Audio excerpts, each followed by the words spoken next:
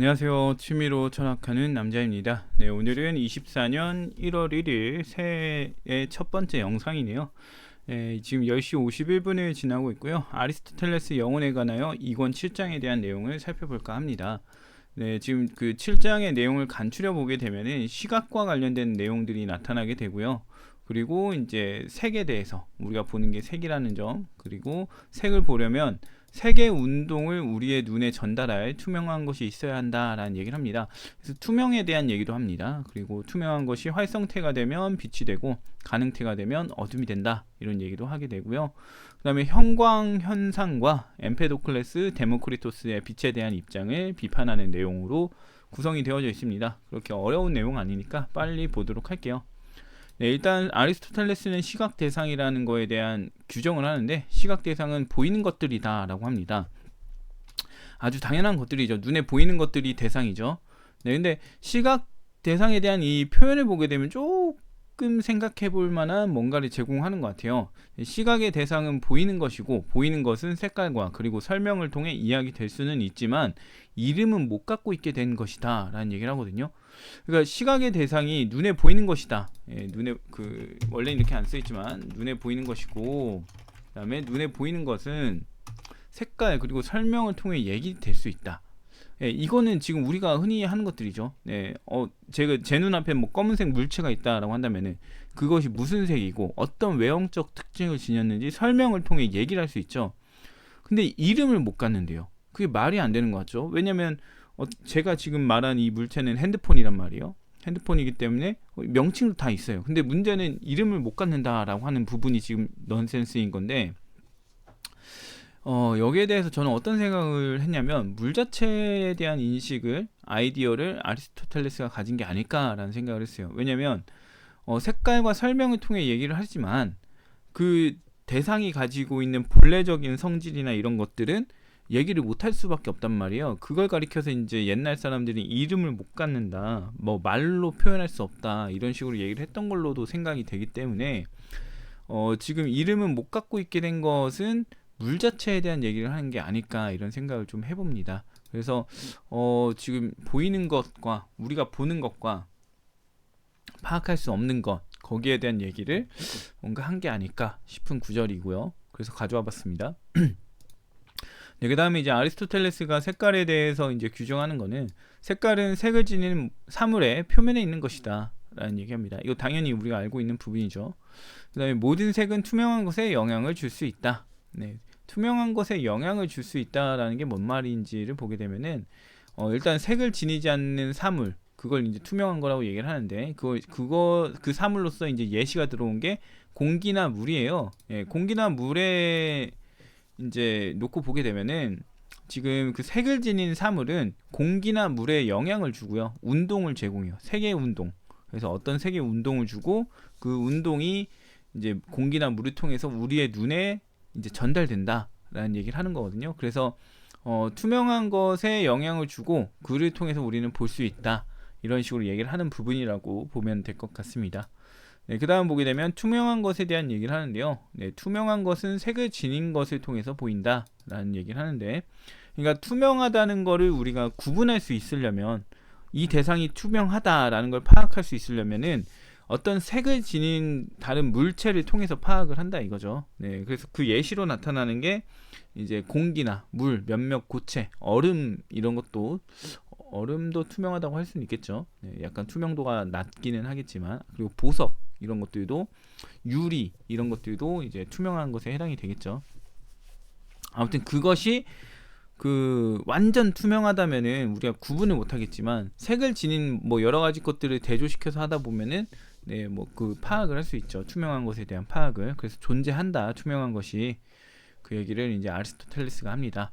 근데 투명한 것들이 투명한 이유에 대해서도 설명을 하려고 하는데, 문제는 뭐냐면 너무 당연한 얘기를 해요. 투명한 것들이 투명한 이유는 투명함을 가능하게 해주는 무언가가 해당 사물에 내재되어서 그런 것 같다라고 하는데, 그때 당시에는 이런 것을 실체라고 했었고, 뭐 아이디어, 이데아 뭐 이렇게도 받긴 했고요. 아무튼 뭐라 불러도 상관없는데 결국은 실체에 대한 얘기죠. 그러니까 투명함을 가능하게 해주는 실체가 이 물이나 공기 속에 있기 때문에 얘네들이 투명한 거야 라는 얘기를 하는 건데, 여전히 우리는 투명함을 실체, 투명의 실체가 뭔지를 알지 못하죠. 네, 왜 이것들이 투명의 실체를 갖게 됐는지 이런 거에 대해서 모르니까 결과적으로는 투명하게 해주는 이유를 투명의 실체로 치환한 거나 다름이 없어요. 그래서 여전히 투명한 이유를 설명하지 못한다. 뭐 이제 지금 현대 사회에서는 과학을 통해서, 자연과학을 통해서 이 부분이 설명이 될 수 있겠지만, 네, 당시에는 그냥 이렇게 퉁치고 끝났다, 네, 라는 걸 볼 수 있습니다. 네, 그 다음 보게 되면 빛과 어둠에 대한 얘기를 하는데요. 빛이란 투명한 것이 활성태로 있는 것을 말하고, 어둠은 투명한 것이 가능태로 있는 것을 말한다 라는 건데, 활성태라는 건 활성화된 상태를 말하고, 이제 특정된 상태를 말해요. 어떤 성질을 갖도록 구현된 상태라고 말할 수 있고요. 가능태 같은 경우는 아직 특정되지 않은 거예요. 특정되지 않았다 보니까 이것도 될 수 있고 저것도 될 수 있는 상황에 놓인 것들을 가능태 상태에 있다라는 얘기를 하게 됩니다. 근데 지금 보게 되면은 투명한 것이 활성태로 있다 그러면은 이 아리스토텔레스가 투명한 것의 활성태가 이제 빛이라고 얘기를 하게 되거든요. 아, 현실태네요. 현실태. 제가 잘못 적어놨네요. 현실태. 예, 현실화된 상태인데 제가 이거를 잘못 적어놨네요. 아무튼 현실태라는 거는 어떤 특정된 상태를 말하고, 가능태는 특정되지 않은 상태를 말하는데, 투명한 것이 현실화됐을 때, 구체화되고 어떤 특정화됐을 때 이제 빛이 드러난다, 그렇게 얘기를 하는 거고요.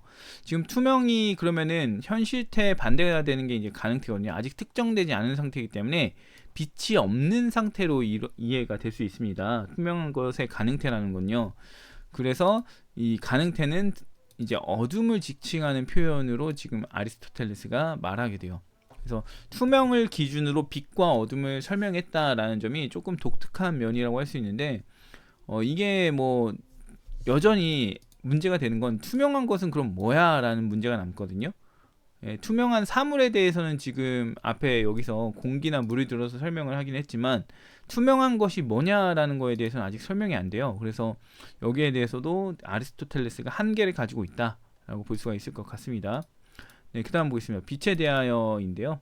네, 빛은 투명한 것의 색깔과 같다. 불이나 태양에 의해 투명하게 되는데 이때 지니는 색과 같다 라는 얘기를 합니다. 그러니까 지금 보게 되면은 잠깐만요. 순간 멍 때려가지고, 네. 지금 아리스토텔레스가 봤을 때 빛이라는 거는 투명한 것이 활성화된 상태를 말하거든요. 활성화된 상태를 말하는데, 그때 이제 색깔처럼 뭔가를 지니게 된다. 이 활성화된 게, 그게 바로 빛이다라고 얘기를 하게 되는데, 일단 투명한 것 자체가 뭔지 알기가 어렵다 보니까 이 말이 맞는지에 대한 검토가 어려워요. 그냥 투명한 것이 어떤 식으로 색처럼 뭔가 반응하는 거를 빛이라고 하자라고 이제 아리스토텔레스가 말한다고는 볼 수 있는데, 지금 그게 구체적으로 뭔지에 대해서는 알기가 좀 어렵습니다. 아리스토텔레스도 빛에 대해서 약간 좀 모호하지만 어느 정도 이런 식으로 봐야 되지 않을까라는 입장을 가진 상태가 아닐까 싶습니다. 그리고 불이나 태양에 의해 투명하게 되는데 이때 지니는 색과 같다. 그러니까 투명한 것이 투명한 것이 불이나 태양에 의해서 현실태가 된다라는 거예요. 그래서 그때 이제 그 투명한 것이 지니는 색이다라는 얘기를 하는 걸로 볼 수 있는데, 일단 이 투명한 것이 뭔지에 대해서 전혀 알 수가 없습니다. 그래서 이 투명한 것이 투명하게 되면은 물이나 공기나 이런 애들은 투명해진다라는 걸 이제 얘기하는 건데, 여전히 투명한 것이 뭔지를 알지 못하니까 이 구절이 좀 애매하게 느껴지는 구절이라고 볼 수 있습니다. 일단 투명한 것과 투명한 사물에 대해서 우리가 좀 구분은 해야 돼요. 투명한 것이 투명한 사물 자체는 아니기 때문에 물과 공기가 투명한 것이다 라고 보기는 좀 어렵습니다. 그런 부분을 구분하시면 될 것 같고요. 빛은 물체가 아니며 빛은 투명한 것이 불에 의해 활성화된 것이다 라고 얘기를 합니다. 그러니까 지금 일단 물체가 아니라는 거는 당연히 공감이 갈 만한 내용인 것 같고, 빛은 투명한 것이 불에 의해 활성화된 것이다 라는 얘기로 봤을 때, 빛과 불을 구분한 걸 알 수 있어요. 예, 그래서 보게 되면은 뭐 횃불을 아리스토텔레스의 시대에도 횃불을 켠다라고 한다면은 불이라는 건 뜨거운 거니까 뜨거움을 가지고 있는 영역이 한정된다라는 걸 알고 있었던 것 같죠. 그 다음에 그 횃불로 인해서 밝아지는 부분, 그거는 뜨거움을 동반하지 않으니까 아 여기는 빛의 뭔가인가 보다라고 생각을 한 것 같아요. 그래서 제 개인적인 생각으로는 뭐 불의 영역이 이만큼이라면은 그거를 또 둘러싸는 뭐 어떤 이렇게 네, 이 불의 영역이 이응 모양이라면 원이라면은 네, 빛은 이 파란 부분들을 말하는 걸로 이해했고 그래서 이런 말을 하는 게 아닐까라는 생각이 듭니다. 어쨌든 다음 부분도 보면요. 빛이 물체가 아닌 이유를 설명하는데요. 빛이 물체가 아닌 이유는 빛이 물체라면 한 곳에 두 물체가 있어야 되는데 이게 불가능하다라는 거예요. 그러니까 불과 빛은 다르다라고 제가 여기서 설명을 했잖아요. 예. 지금 불은 이 원이라면 빛은 이 파란 부분이라고 했죠. 그래서 이게 다르다. 물론 불에서부터 비롯되긴 하는데 다르다. 근데 다른 물체가 한 공간에 있으려면은 그건 불가능하다라는 게 있어요. 이게 뭐 모순율의 적용이라고 볼 수도 있기는 한데 저는 그걸 모순율로 보긴 하거든요. 한 공간에는 하나의 그 개체만 있어야 돼요. 두 개체가 있을 수가 없어요. 근데 빛이라는 거는 불 속에도 있고 불 밖에도 있고 이런 느낌을 지금 가진 걸로 보입니다. 그렇다 보니까 불과 빛이 물체라고 한다면은 한 공간에 두 가지가 같이 있다는 건데 그 불가능합니다라는 얘기를 하고 있는 거죠. 네, 그래서 물체로 보기는 어려운 것 같다라는 얘기를 아리스토텔레스가 얘기를 하고요. 그 다음에 투명한 것이 불에 의해 활성화되면 비친 이유에 대해서 설명을 또 합니다. 뭐 물론 구체적으로는 안 하고요. 이건 제가 붙인 설명인데요. 지금 여기 있는 모든 내용이 영혼에 관하여 내용 자체는 아니고 제가 어느 정도 각색을 한 겁니다. 그래서 보면 투명한 것에가 아니라 투명한 것이 불에 의해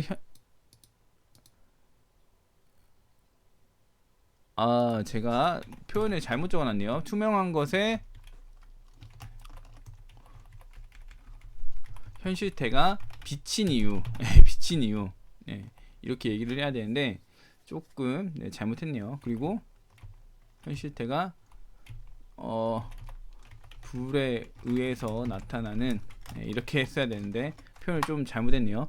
네, 불에 의해서 나타나는 투명한 것의 현실태가 비친 이유에 대해 설명하는데요. 일단 어두울 때 투명한 것이 드러날 수가 없죠. 근데 태양과 불이 있을 때는 투명한 것이 드러난다 이거예요.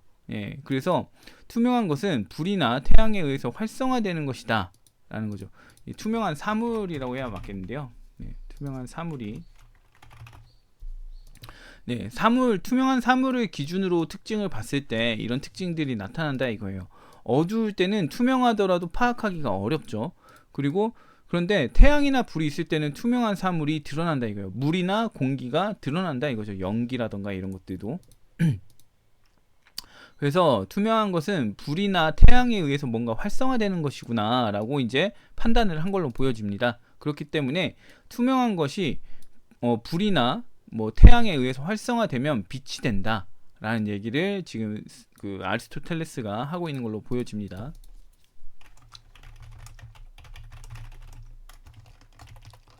투명한 것이 불이나 태양에 의해서 활성화되면 빛이 된다 라고 본 이유가 이런 점이다 라고 볼 수 있을 것 같아요.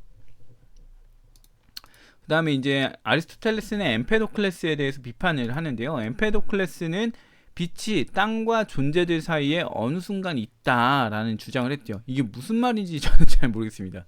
뭔가 존재들 사이에 어떤 존재처럼 존재한다 이런 얘기를 하는 건지 아니면 무슨 얘기를 하는 건지 모르겠는데 아무튼 아리스토텔레스는 이게 부적절하다라고 합니다. 그러면서 근거를 제시하는 게 뭐냐면은 빛이 미세한 거리 사이에 있다고 한다면은 우리가 그 사이는 너무 미세하니까 못 알아차릴 수 있지. 하지만 빛이 동쪽과 서쪽에 이르도록 넓게 있다라고 한다면은 우리가 모를 리 없지 않겠어? 라고 얘기를 하는 거예요. 그러니까 엠페도클레스에 대한 주장을 뭐 여기서부터 여기가 서고 여기가 이렇게 동이라고 한다면은 엠페도클레스는 빛은 이 안에 계속 있는 거야. 어느 순간부터 라는 얘기를 한 거고 아리스토텔레스는 야, 이 안에 계속 있다고 한다면 이게 미세한 거리면 몰라도 동과 서를 아주 가로지르도록 가득하게 있다라고 한다면 우리가 그거 못 알아차리는 게 이상한 거 아니냐? 라는 얘기를 하는 걸라고 저는 생각이 듭니다. 네, 구체적인 설명이 나오지 않았기 때문에 정확하게 파악은 어렵지만 대충 이런 의미가 아닐까 싶습니다.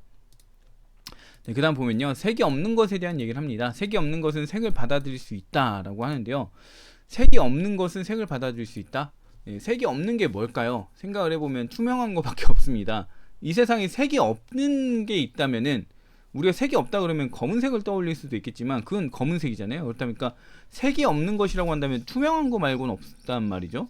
투명이 색깔로 쳐야 될지 말아야 될지 모르겠는데 색이 없는 걸로 볼 수 있을 것 같아요. 색이 없는 거를. 그래서 지금 그 아리스토텔레스도 색이 없다는 건 투명한 것을 말한다 라는 얘기로 지금 하는 걸로 보입니다. 근데 이제 투명한 것이 투명하다고 하지 않고 왜 색이 없다고 불리느냐 라고 보게 되면은 색이 없다는 경우는 지금 투명한 것이 가능태로 있기 때문에다 라고 하는데 모르겠어요. 일단 투명한 것이 가능태로 있으면 빛이 없는 상태, 빛을 가지고 있지 않는 상태, 색깔을 가지고 있지 않는 상태, 색깔을 파악할 수 없는 상태로 볼 수 있는 어둠 상태예요. 그럼 검은 게 되거든요. 근데 이걸 왜 이렇게 얘기를 했는지 정확하게는 모르겠는데 투명한 것이 색이 없다고 불리는 이유는 투명한 것이 가능태로 있기 때문이다. 이거는 조금 애매한 부분이긴 한 것 같아요. 그냥 색이 없는 것은 색을 받아들일 수 있다. 이거는 이해할 수 있는데 이거는 가능태로 있다. 잘 모르겠습니다. 네. 아무튼 넘어가고요. 네, 그 다음 보게 되면 형광 현상에 대한 얘기를 합니다. 이제 어둠 속에서도 이제 보이는 것들이 있다. 이에 대해서 칭할 이름이 없다라고 하는데 버섯이나 뿔 이런 거 보게 되면은 형광버섯 이런 거 있죠. 생각을 해보면은 그걸 보고 얘가 이 얘기를 하는구나 라고 알 수가 있고요. 그 다음에 이제 보는 현상에 대한 얘기를 다시 한번 해줍니다. 빛 없이는 색이 보이지 않고 투명한 것의 현실태가 빛이다 라는 얘기를 해줍니다. 그래서 그 투명한 것이 현실화됐을 때, 현실적으로 어떤 특정 규정되어졌을 때, 가능태로 쓰이지 않고 규정되어졌을 때가 빛이다 라는 얘기를 하고 되고요. 그 다음에 우리가 이제 빛이 있어야만, 투명한 것이 있어야만 볼 수 있다는 것에 대한 증명을 하게 되는데요. 색이 투명한 것 속에서만 보인다는 것에 대한 증거가 있다. 색을 가진 물체를 눈에 대면 색이 보이지 않는다. 이거 엄청 원시적인 방법이죠. 눈에 아주 그냥 딱 부착시켜 놓으면 안 보인다라는 거죠. 그리고 이는 물체의 색이 운동을 일으키 투명한 것이 물체의 색이 운동을 일으키 투명한 것이 이거 지금 조사를 잘못했네요.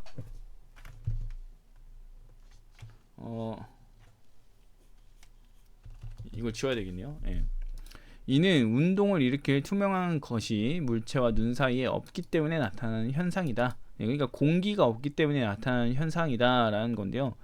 그냥 너무 가까이 되니까 근데 이건 일부 맞죠. 일부 맞죠. 왜냐면은 빛이 들어와서 반사되어 우리가 보는 건데 그 반사될 공간을 마련해 주지 않으니까 나타나는 거라 이거는 아주 좀 괜찮은 방법인 것 같은데요. 그 다음에 이제 또 소리와 냄새에 대한 얘기를 하는데 그건 좀 황당하긴 합니다. 아무튼 이거는 좀 괜찮은 설명인 것 같다 라는 생각이 들고요. 그 다음에 데모크리토스에 대해서 이제 비판을 또 가져오는데요. 데모크리토스는 이제 관찰자와 물체 사이에 공허한 공간이 있다면 하늘에 있는 개미도 볼 수 있다. 그러니까 내가 지금 하늘에 있는 개미를 보려는데 이거를 못 보게 하는 이유는 뭔가들이 지금 우리가 파악하는데 눈으로 파악하는데 방해하고 있기 때문이다 라는 거죠. 근데 이제 그래서 이제 모든 것이 없는 공허한 상태라면 나 볼 수 있을 걸 저거 이렇게 얘기를 했는데 이게 부적절하다라고 얘기를 하는 거죠. 왜냐면 허공이라면 공허한 공간이라면은 운동을 전달할 수 있는 공기나 이런 게 없다는 얘기예요. 운동을 매개해줄 뭔가가 없다는 얘기고 그렇다 보니까 대상과 관찰자 사이에 뭐가 없다면은 볼 수가 없고 그 사이에 뭔가 있다, 운동을 전달해줄 뭔가가 있다면은 볼 수 있다 이런 얘기를 하면서 공허하다면 개미를 볼 수 있다는 거 틀렸어. 너 절대 못 볼 걸 이렇게 얘기를 합니다. 이거 오래 가네요. 19분까지 갔는데 그 다음 보게 되면 매개를 이용하는 소리와 냄새인데 소리와 냄새도 소리나 냄새를 전달할 매개가 있어야 한다라는 얘기하고요. 매개를 이용한다는 것에 대한 증명을 합니다. 물체 자체를 귀나 코에 접촉해두면 아무 소리나 냄새도 아무 소리도 냄새도 감각할 수 없다.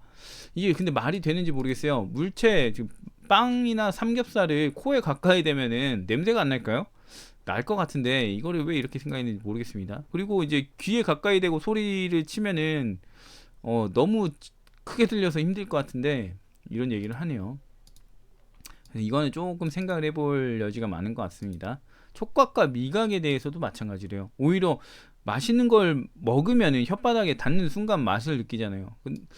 근데 좀 알 수가 없어요. 촉각도 마찬가지고. 네. 아무튼 그렇고요. 그 다음에 소리는 공기를 통해 운동을 전달한다. 냄새는 무언가를 통해 운동을 전달하는 것 같은데 여기에 대해서는 알 수가 없다. 이런 얘기 합니다. 공기를 통해서 냄새도 전달된다고 해야 되는 게 우리가 현대에서 볼 수 있는 관점인 것 같은데 이거를 이렇게 표현을 하고 있습니다. 네, 그 다음에 공기와 물속에 냄새의 매체가 있다. 냄새를 전달해주는 뭔가가 있다는 얘기인데요. 왜냐면은 수중 동물들도 냄새를 감각하는 걸로 보인다. 그러니까 공기 중에 있는 것만 아니라 물속에 있는 애들도 감각을 하더라, 냄새에 대해서. 그렇다 보니까 이거는 공기와 물속에 냄새를 전달해주는 뭔가가 있구나 라고 얘기를 하는 걸로 볼 수가 있습니다. 네, 그 다음에 이제 냄새의 조건으로서 호흡을 얘기하는데 육상에서 호흡하는 동물은 호흡할 때만 냄새를 맡을 수 있다. 이렇게 하면서 이에 대한 얘기는 나중에 하겠다라고 하는데요. 네, 이제 그거죠. 여기는 이제 소리와 냄새에 대해서는 청각과 후각에 대해서 이런 부분에서 좀 더 자세히 다룰 내용이니까 여기서 이제 그만하는 것 같고요. 뒤에 보면 이제 5가지 감각에 대한 얘기를 다 해요. 그렇기 때문에 천천히 보면 될 것 같고 그렇게 어려운 부분은 없죠. 좀 우리가 현대 관점에서 봤을 때는 뭐 저런 이상한 생각을 하고 있지, 어렵게 생각을 하고 있지 이렇게 볼 수 있는데 그때 당시에는 기술이 발전하지 않았으니까 이런 부분을 통해서 이렇게까지 생각하면서 여기에 대한 답을 찾으려고 했구나 라는 점에 우리가 좀 더 의미를 둬야 될 것 같고요. 그럼으로써 이제 내가 뭔가 생각을 할 때 지금 기술 발전이 되는 상태고 내가 어느 정도 교육을 받은 상태이기 때문에 이런 식으로 이해하는 거지만 전혀 아무것도 몰랐다면 어떻게 이해를 했을까라는 의문점을 풀어가면서 보면은 그나마 고대 철학이 의미 있게 느껴질 것 같습니다. 아무튼 오늘은 여기까지 하고요. 다음에 또 다른 영상으로 찾아오도록 하겠습니다.